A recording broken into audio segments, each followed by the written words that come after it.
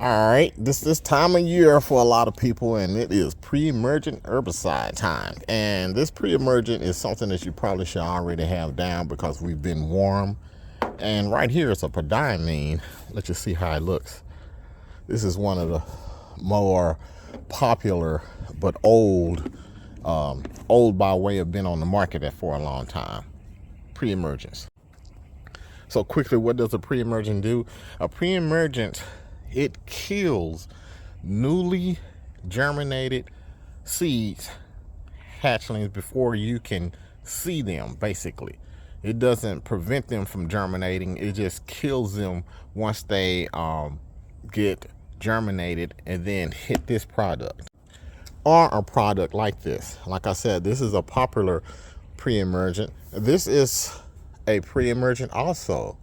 It's used on St. Augustine, but a lot of people don't know that this is a pre-emergent because this also kills existing weeds.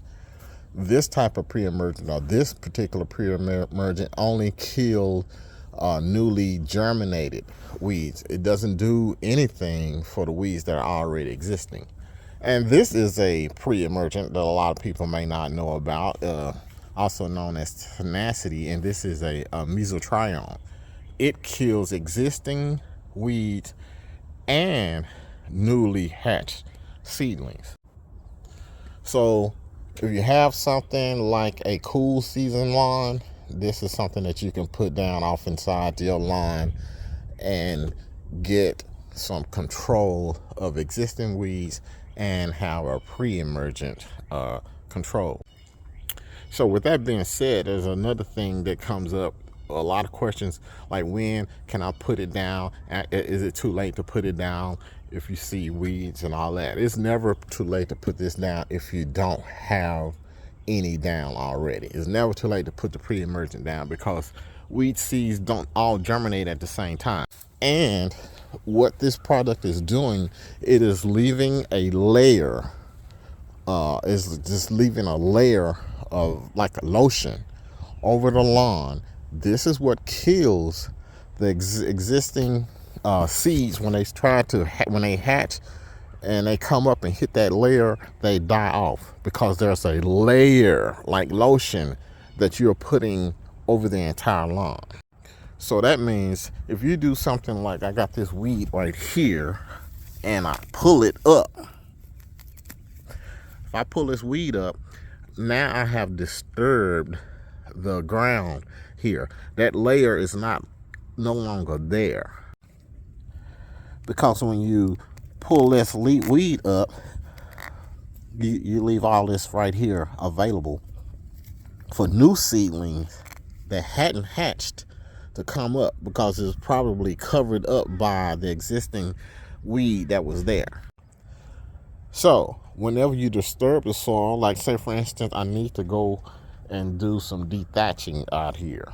What a dethatcher does, it comes and it scrapes up all of this thatch that I have here and along the entire lawn.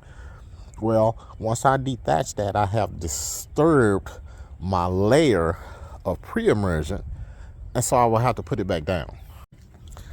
Another thing that disturbs the soil is aeration. I have to do some aerating, and this is my aerator here. I'll pull behind my tractor. It's going to put 1,000 holes in here, and everywhere those spikes hit, that is disturbing the layer of pre-emergent that I had out. So then I have to reapply the pre-emergent. And one last thing about pre-emergence, these seedlings, they germinate according to the temperature. 55 degrees is one of the main temperatures in which some of the weeds start to germinate, and you want to have your soil below that temperature range so the pre-emergent can be there. However, one of the things a lot of people don't take account for is concrete. What's happening is that a lot of you are going to see weeds along the concrete first. And the reason why is because before it may be 40 degrees out here in the lawn, but where the sun is heating up the concrete and it's radiating off away, that means the lawn that is closer to the concrete, like this, that temperature is higher because the sun has been heating the concrete, and the concrete in turn radiating the heat to the existing soil.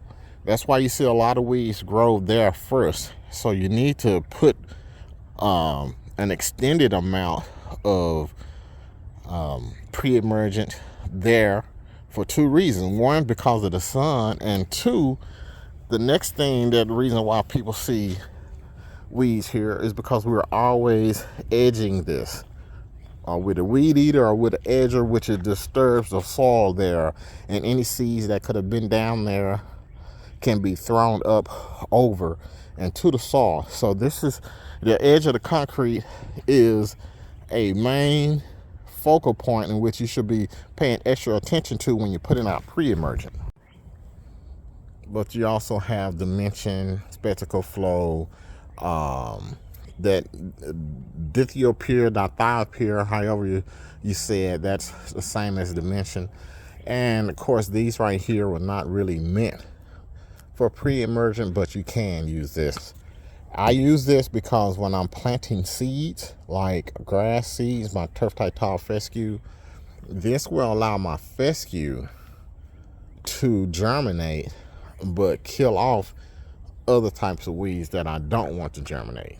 It's crazy how it can be selective like that, but this is why a lot of people will go into a product like this. It's not really for Bermuda grass. It would turn it white and stunt its growth a little bit, but I use this for my cool season lawn. And as stated before, you can use atrazine for St. Augustine. You can also use this on all types of grass, including St. Augustine. But I just threw this in there to let everybody know that it's not just prodiamine that's a pre-emergent herbicide. It's a lot of different products, this being the most popular. All right, I'm about to scalp this thing again. Well, not really scalp, I'm going to cut it. And I'm bringing back this yard force. I still haven't purchased a real mower yet. But, you know, one of these days I'll get blessed enough to have some extra cash to where I can buy one of those things. But I'm going back at it again this year. Got a lot of comments about my lawn last year. I mean, this thing's worked. So I'm just going to run it for another year.